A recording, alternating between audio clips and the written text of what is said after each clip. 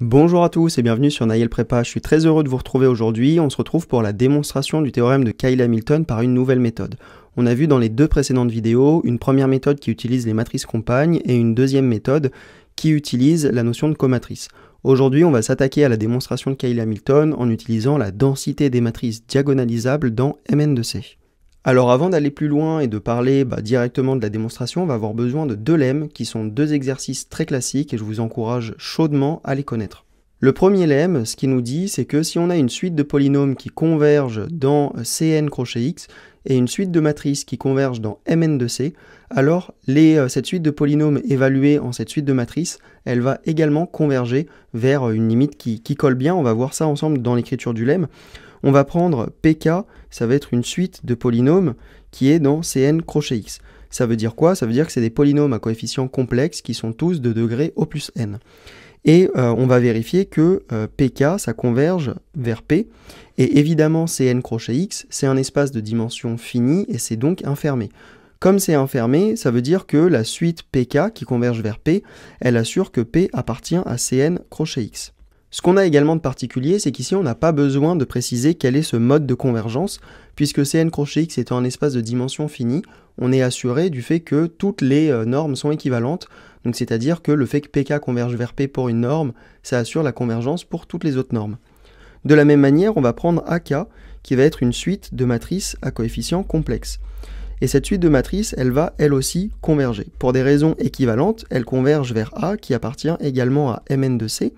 Je vous rappelle donc que ce qu'on a dit, c'est que Mn de C est infermé, donc la suite AK converge vers A et la limite A reste dans Mn de C, et de plus, Mn de C étant un espace vectoriel de dimension finie, toutes les normes sont équivalentes, donc on n'a pas besoin de préciser le mode de convergence.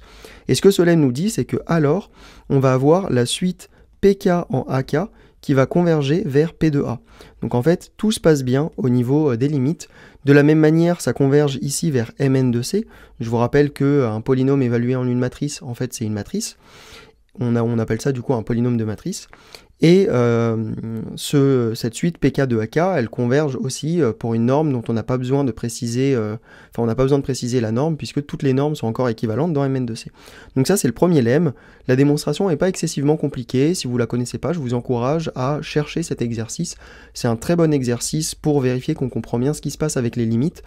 Et en plus de ça, c'est un exercice hyper classique, donc c'est vraiment bien de le connaître. Le deuxième lemm, qui est encore plus classique, mais qui est pour autant pas directement au programme, ça va être de dire que l'ensemble des matrices diagonalisables de Mn de C, donc l'ensemble des matrices diagonalisables de Mn de C, est dense dans Mn de C. Ça veut dire quoi que c'est dense dans Mn de C? On peut l'interpréter suivant votre intuition de deux manières différentes, qui sont complètement équivalentes évidemment. Ça veut dire que toute matrice de Mn de C est limite d'une suite de matrices diagonalisables, ou alors on peut dire que dès qu'on choisit une matrice de Mn de C, on peut trouver dans un rayon aussi petit qu'on veut une nouvelle matrice diagonalisable. J'ai plutôt tendance personnellement à avoir l'approche un peu topologique de la deuxième approche, quoi. Parce qu'en fait, je me représente toujours la densité comme étant, si là je prends une matrice A, je peux tracer en fait une sorte de boule ouverte autour de A, de rayon aussi petit que je veux, epsilon, et à l'intérieur de cette boule, je suis sûr de pouvoir trouver une matrice diagonalisable que je vais appeler, disons, B. Donc, et ça, je suis sûr de le faire pour tout epsilon. Donc ça, je suis sûr que pour tout epsilon strictement positif, j'ai l'existence d'une matrice B qui vérifie ça, c'est-à-dire en fait que, pour tout point A de Mn de C, dès que je prends un ouvert autour de A, je suis sûr d'avoir l'existence d'une matrice diagonalisable dans cet ouvert. C'est une définition un peu plus topologique de la notion de densité que je préfère à titre intuitif. Voilà, peu importe. Maintenant, on a les outils pour s'attaquer à la démonstration de Cayley-Hamilton. Comme vous pouvez maintenant vous en douter, on va utiliser la densité des matrices diagonalisables, c'était le titre de cette vidéo. Et en fait, on va d'abord commencer par vérifier que Cayley-Hamilton, il marche sur les matrices diagonalisables. Donc prenons A, une matrice de Mn de C diagonalisable. Donc ça veut dire quoi qu'elle est diagonalisable? On va dire alors, il existe une matrice P inversible, qui va être votre matrice de changement de base, pour rendre la matrice A diagonale. Donc il existe P appartient à gln de C, et il existe, du coup on va prendre un nuplet, lambda 1 jusqu'à lambda n, de complexes, qui vont former la diagonale équivalente ou semblable plutôt à A. Donc voilà pour le topo. Si on l'écrit un peu plus formellement, on va avoir du coup A qui va s'écrire P avec lambda 1 jusqu'à lambda n et P-1. Petit aparté, ici j'ai pris lambda 1 jusqu'à lambda n, mais bien évidemment, il peut y avoir répétition. Je ne suis pas sûr que mes lambda i soient tous distincts 2 à 2. J'ai le droit d'avoir certaines valeurs propres qui ont un ordre de multiplicité plus grand que 1. Si vous n'êtes pas au clair là-dessus, je vous encourage à retourner voir les précédentes vidéos qui ont été traité de ce point-là. Toute la série sur la réduction est quasi complète au moment où je tourne cette vidéo, donc je vous encourage à aller voir les vidéos précédentes sur le chapitre de la réduction. Donc maintenant qu'on a dit ça, regardons ce qui se passe pour Cayley-Hamilton. Je vous rappelle, on essaye de montrer que le polynôme caractéristique de A est annulateur. C'est-à-dire, on essaye de montrer que Kia évalué en A, ça fait la matrice nulle. Donc regardons déjà par rappel ce que c'est que Kia. Kia en X, c'est le déterminant de X identité moins A. On se rappelle que le polynôme caractéristique, il ne dépend pas de la base qu'on choisit. En particulier, le polynôme caractéristique de A, c'est le même que le polynôme caractéristique de D. C'est-à-dire cette matrice diagonale. Et donc en fait, on peut dire que ce polynôme, c'est le même que qui D évalué en X, et qui D, en fait, ça va être quoi? Ça va être lui aussi le déterminant de xin moins, du coup, la diagonale formée de lambda 1 jusqu'à lambda n. Et si on regarde ce qui se passe dans cette matrice, en fait, on cherche le déterminant de la matrice où il y a juste x moins lambda 1 jusqu'à x moins lambda n partout sur la diagonale, et en fait, on a encore une matrice diagonale ici. Et donc, maintenant, si on regarde ce déterminant, c'est quoi? Le déterminant d'une matrice diagonale, c'est juste le produit des éléments diagonaux. Donc ici, on va se retrouver avec le produit pour i égale 1 à n dx moins lambda i. Très bien, donc là, on a montré que Kia en x, il était égal à ça. Maintenant, notre objectif, c'est de montrer que Kia évalué en A, ça fait la matrice nulle. Donc, commençons par regarder ce qui se passe. Kia évalué en A, on n'a qu'à plutôt faire le changement de base et évaluer Kia en la matrice diagonale, encore une fois. Donc, Kia évalué en A, on n'a qu'à dire à un changement de base près, mettons P-1 et P, c'est en fait Kia évalué en la matrice diagonale lambda 1 jusqu'à lambda n, 0, 0. Pourquoi est-ce que je peux faire ça? Je vous rappelle que ça, ici, c'est une matrice. Donc, que je regarde Kia évalué en A, P à gauche, P-1 à droite, c'est pareil que, en fait, d'évaluer Kia en la matrice diagonale D. Maintenant que j'ai dit ça, je vais essayer de me rappeler quelle est la forme de Kia. Kia, on l'a évalué ici, c'est cette matrice-là. Donc, maintenant, j'ai plus qu'à échanger x par a, et donc en échangeant x par a, il faut évidemment que les lambda i, je les multiplie par la matrice identité. Donc ça, c'est le produit pour i égale 1 à n des matrices, du coup, lambda 1 jusqu'à lambda n, tac, moins, et du coup, je vais avoir lambda i fois l'identité. Ça, maintenant, je vais regarder ce que ça vaut. Ça, cette matrice-là, qu'est-ce qu'elle a comme particularité?